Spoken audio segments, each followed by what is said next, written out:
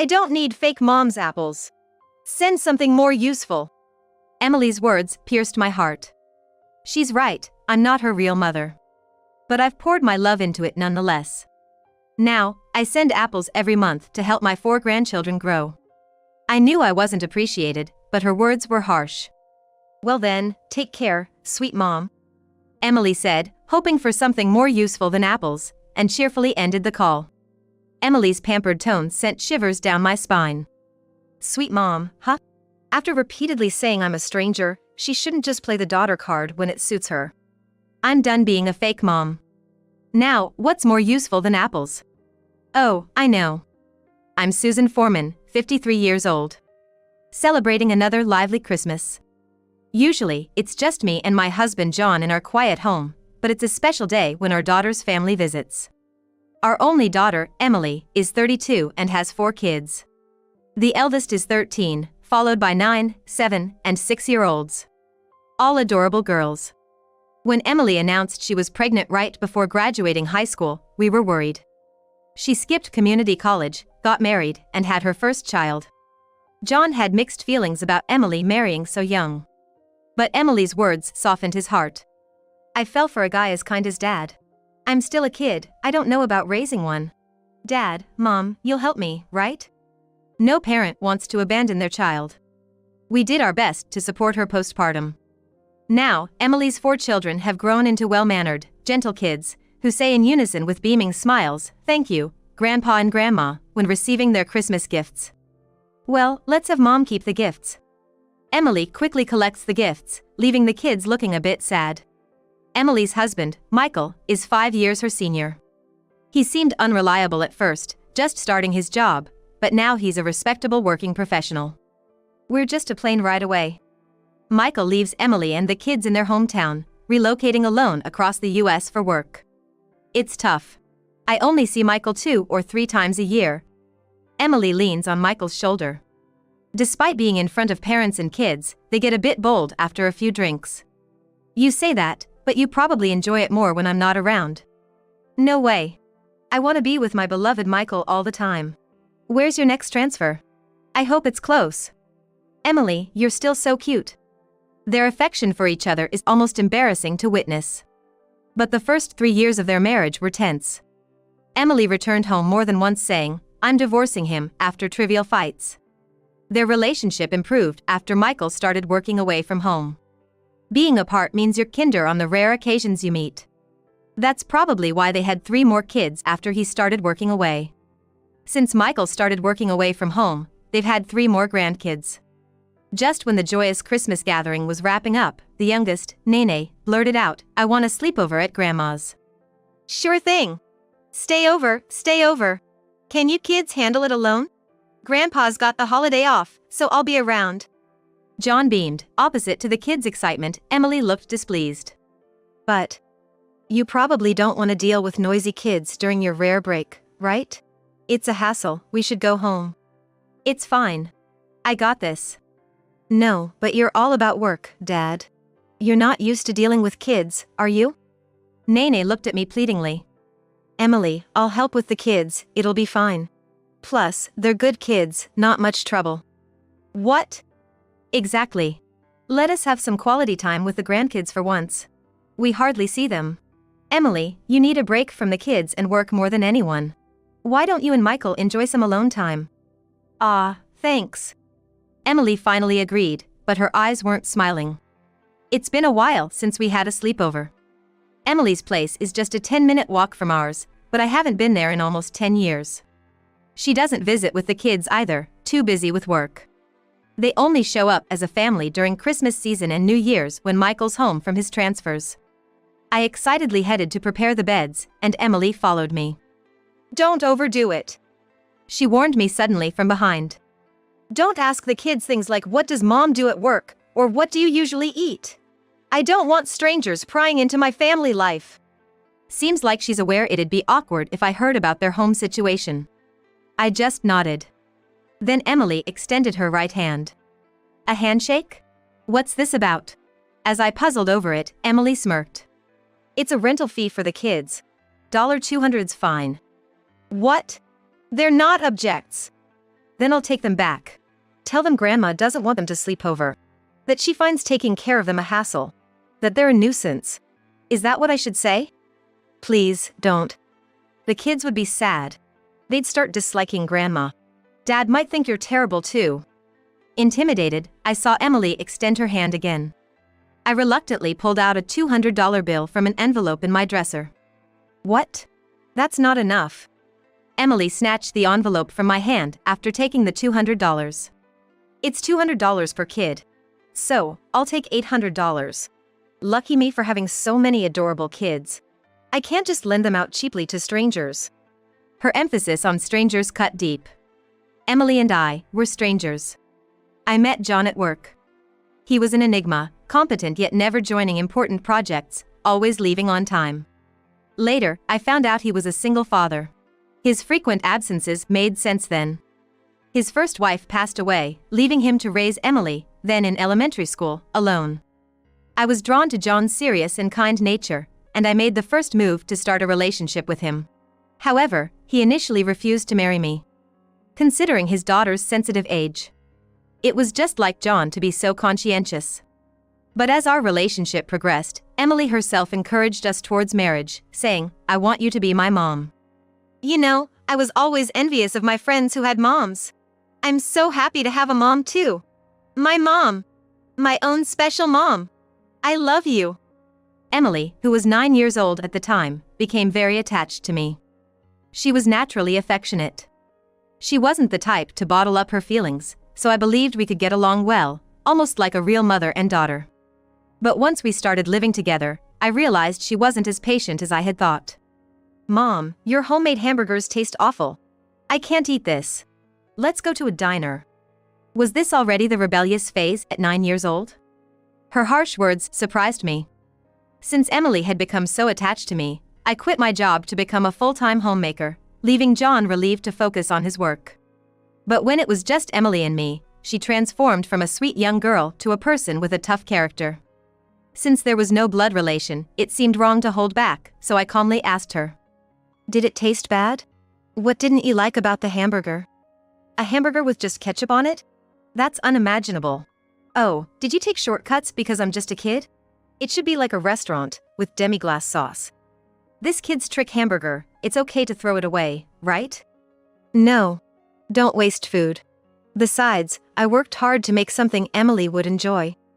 Emily sneered at my desperate attempt to be a mother. "If I worked hard to make mud pies, would you eat them? That's hilarious." "Emily, what are you saying?" "Then, let's go to a diner, Mom." Emily was scary. In the end, she would always cling to me affectionately, and I would shiver. This went on for about 20 years. She only showed her true nature in front of me. Other than that, Emily was always a good girl. For John, she has always been his precious daughter, unchanged in the past and now. I thought it was just because we had just become a family, or it was her rebellious phase, or her adolescence. I had believed that Emily's attitude would soften over time, but that day never came. I, too, had thought about having a child with John. However, I couldn't help but feel that bringing another sibling into this situation wouldn't be a positive thing for Emily. I convinced myself that Emily alone was enough for me, hiding my desire for more children from John. And now, I find myself unable to speak to John about Emily's true nature. We were a family only on the surface. That's why it's unthinkable for me to intrude into Emily's family life. But Emily's children have grown fond of me, and they visit our house 2 or 3 times a week. When school ends, they come in saying, "I'm home," as if it were their own house. "I want Grandma's hamburgers." "No, I want fried chicken." "Ugh. I definitely want a stew." All right, no fighting. Let's play rock, paper, scissors. If you don't play, you lose. Ready? The 4 children would have their cute quarrels. The eldest, Mimi, would organize the younger ones. They're usually quiet and understanding. But that's just a facade. In front of their parents or strangers, they're very well behaved. But with me, they show all their emotions, both happy and angry. When one of the kids who lost at rock, paper, scissors started to cry, I said, "All right, just this once, I'll make whatever everyone wants." The children jumped for joy, saying, "Grandma always says just this once, doesn't she?" I'd do anything special for my adorable grandchildren. Grandma's cooking is the best. Hey, Grandma. Mimi's hamburgers are delicious too. Nene complimented naturally.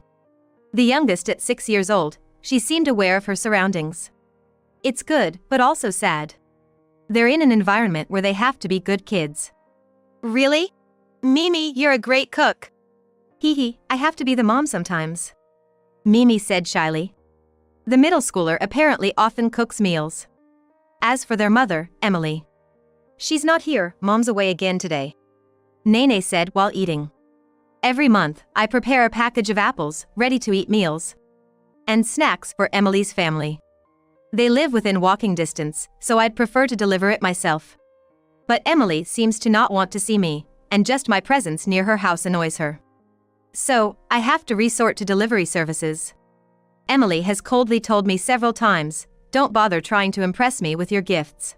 I have no intention of letting you see the grandchildren. It's not about expecting something in return, I genuinely want to help the kids. I just want them to have enough food to eat.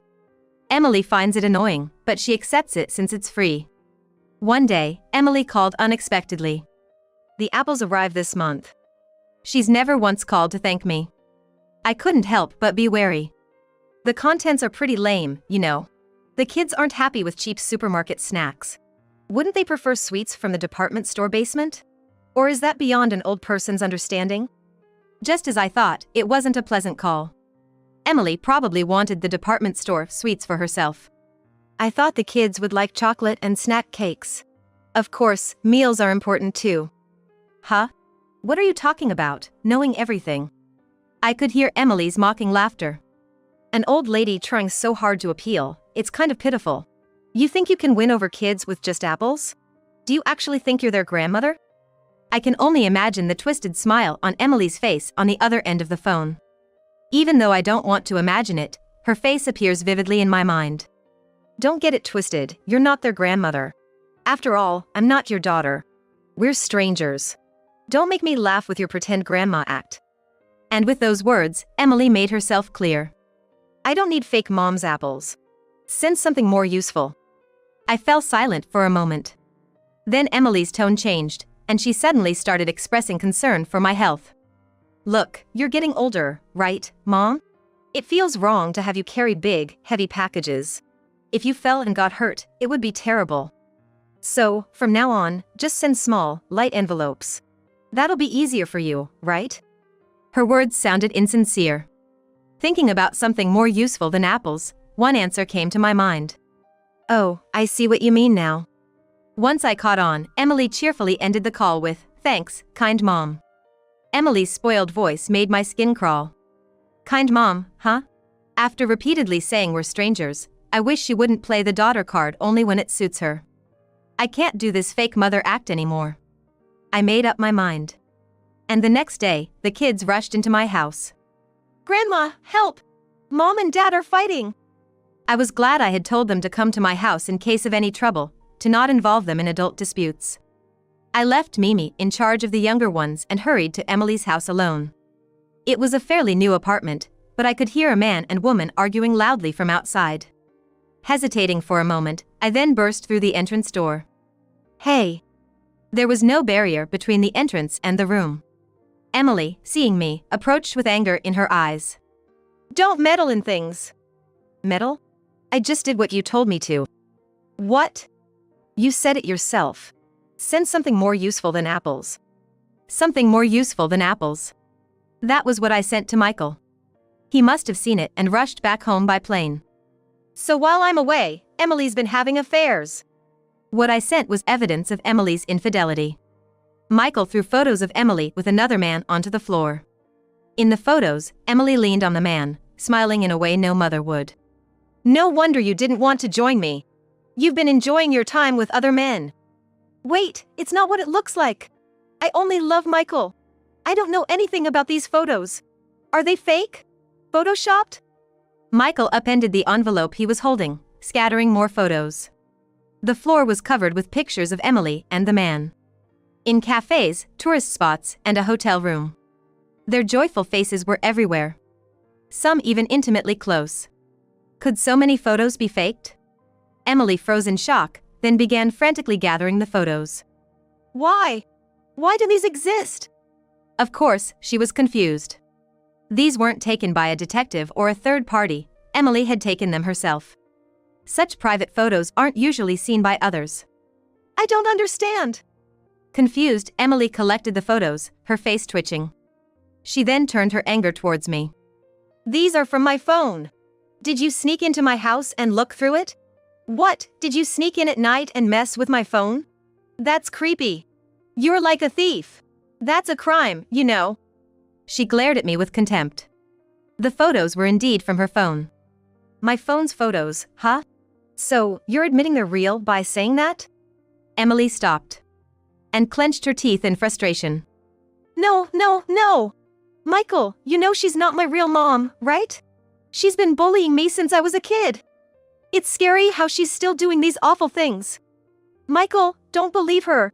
Everything she says is a lie. Believe me. She switched to a tearful strategy, weakly reaching out to Michael. A real mother wouldn't do something so awful. You wouldn't accuse me of cheating and corner me with lies. Aha. Finally, Emily let out large tears. I've always suffered. Don't believe anything that cruel fake mother says. Faced with a woman crying bitterly, even Michael seemed to lose his earlier momentum. Emily's wailing echoed throughout the room. Then, suddenly, the front door opened. The fake one is, in fact, you, Mom. Mimi stated firmly as she entered, with Nene behind her. Though I had told them to wait at home, they apparently couldn't stay put. Emily's crying ceased abruptly. Huh? I'm obviously your real mother. Mimi shook her head slightly. Maybe you gave birth to us, but you never did anything motherly. You were always too busy with men, hardly ever at home. That's what a fake mother is. What? How dare you talk back? Then how did you survive? Who do you think took care of you? The children all had healthy, rosy cheeks. But that wasn't thanks to Emily. It's been Mimi taking care of the kids, hasn't it? I found myself saying almost unconsciously. Mimi, still just a middle schooler, has been great at looking after the younger ones as an older sister. She always prepares the meals. The cleaning and laundry are done by all the kids together. They're all so responsible. Don't talk as if you know everything. I do know. Emily didn't know that the kids often visited my house. To avoid complications, not only I but even the young kids kept it a secret. John, usually returning home late from work, didn't notice. This was a secret between me and the kids. I wished I could have done more for them, but Emily would definitely reject it. The last thing I wanted was to meddle and have her confine the kids. So, they only relaxed at my house when Emily was absent. Realizing the truth, Emily exploded in anger. Don't do whatever you want. It's kidnapping. You've kidnapped them. The kids just couldn't say no. Don't involve them in your play acting. Mom, stop it. Mimi interjected. She looked at Emily sadly, her voice strained. We belonged at Grandma's place. You never did anything for us, so don't act like a mother now. You know, it was me who found the photos on Mom's phone. What? I took the photo data and gave it to Grandma. What? You betrayed me? That's the worst. Emily scorned Mimi. I couldn't help but slap Emily on the cheek.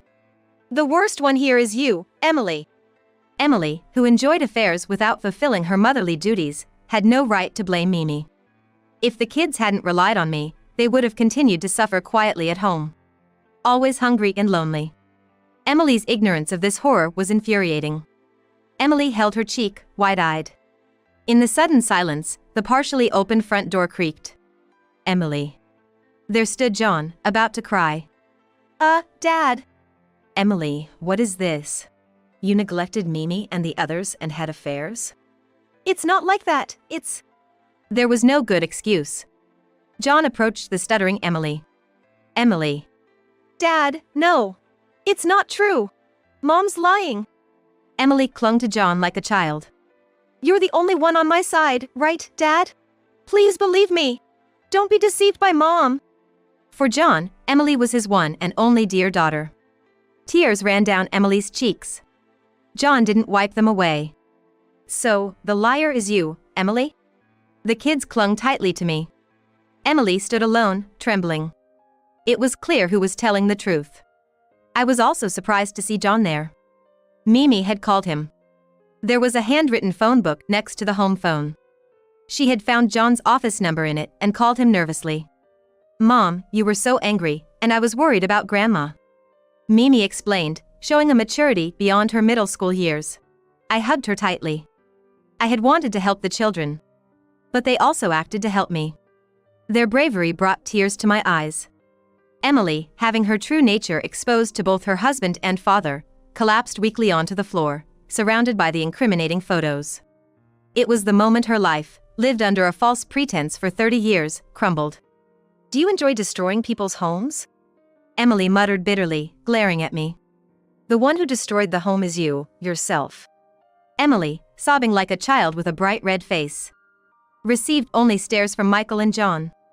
I moved the children to the next room to spare them from witnessing Emily's disgrace. After all, she is still their mother. They always waited at home for Emily's return. Even knowing she might not come back that night, never staying over at my place to avoid being discovered. Deep down, I think they were always hoping for their mother to return. "Michael! I was lonely without you. That's why I cheated. I only love you, I'm so sorry. I don't want to be apart anymore, I'll follow you on your work assignments. Please, forgive me." Michael stepped back, furrowing his brow. "Your excuses sound fake, it's over. I'm filing for divorce." Then Emily pleaded with John. "Dad, if Michael leaves me, I'll be all alone. You won't abandon me, right? It's unfair, I was just lonely." John clenched his teeth in frustration. "The ones who were really lonely were the children." John's low voice was heavy and solemn. Unable to hold back, I spoke up. "Alone? Emily, you have your children. Don't you ever think of them? Even if you get divorced, you can't return to being a carefree single. Raising children doesn't end just because you gave birth." From the next room, Mimi's voice came through. "Grandma, it's okay now." "Mimi, you need me, don't you? I'm sorry for everything. Mom loves you all." "Stop.